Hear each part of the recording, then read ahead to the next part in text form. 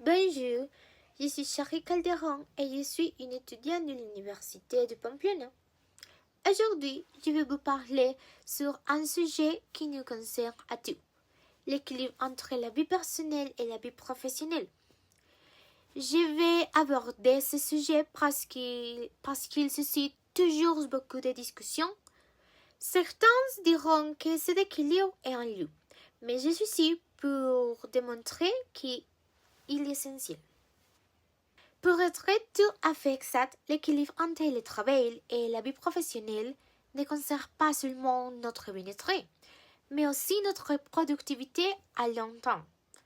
En d'autres termes, plus nous sommes épanouis dans notre vie privée, plus nous sommes efficaces et créatifs dans notre vie professionnelle. Oui, j'entends, mais certains pourront rétorquer qu'il est parfois impossible de déconnecter complètement. Pourtant, je pense que c'est aussi dû au fait que nos habitudes de travail ont évolué. Le télétravail, les téléphones portables, les notifications constantes, tout cela rend la frontière travail-vie personnelle encore plus fluide. Trouver un équilibre entre la vie professionnelle et la vie personnelle, c'est un défi constant pour beaucoup de personnes. Mais il ne s'agit pas seulement d'une question de temps. C'est aussi un enjeu de bien-être, de priorité et même de culture d'entreprise. Quelques défis que nous pouvons trouver sont les attentes professionnelles élevées. De nombreuses entreprises exigent une responsabilité quasi permanente. Cela pose la question suivante. Peut-on être performant sans sacrifier sa vie personnelle? Les pressions pour atteindre des objectifs ambientaux, l'augmentation des charges de travail et la culture du toujours plus rendant compliqué le fait de se déconnecter sans culpabilité. Et aussi même l'impact des nouvelles technologies, les emails, les messages et les réunions en ligne permettent une flexibilité accrue. Il devient difficile de ne pas répondre aux sollicitudes professionnelles. Heureusement, il existe des moyens concrets pour tenter de rétablir cet équilibre, comme peut-être définir des limites claires. Par exemple, s'engager à ne plus consulter ses emails après 19 heures. Je me suis peut-être mal exprimée. Ce que je veux dire, c'est que cette règle doit être adaptée à chaque personne et à chaque contexte professionnel.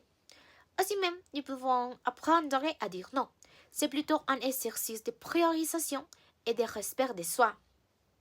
Aussi même, prendre du temps pour soi, faire du sport, méditer ou simplement se détendre sans culpabiliser, ce qui signifie savoir reconnaître ses besoins et ses limites. Et finalement, nous pouvons optimiser l'organisation utilisant des méthodes de gestion du temps, comme liste de tâches et planification, pour éviter la procrastination et les heures supplémentaires inutiles. Pour illustrer tout cela, laissez-moi partager une anecdote personnelle.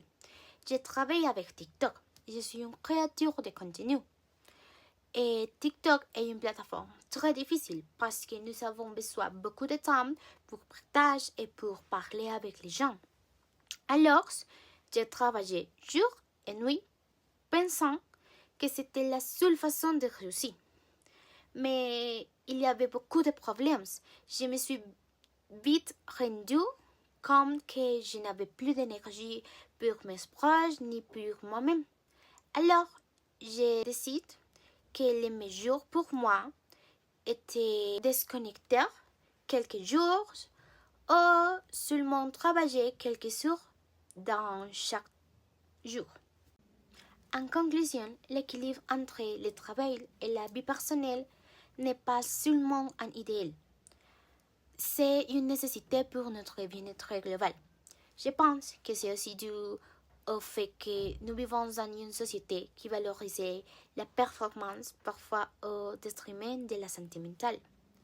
Mais rappelez-vous, définir des limites, prendre soin de soi et s'organiser efficacement peuvent faire toute la différence. Alors, partagez vos propres stages et expériences pour être plus précise, qu'est-ce qui vous a aidé réellement à maintenir cet équilibre? Merci d'avoir, j'espère que vous êtes bien et au revoir.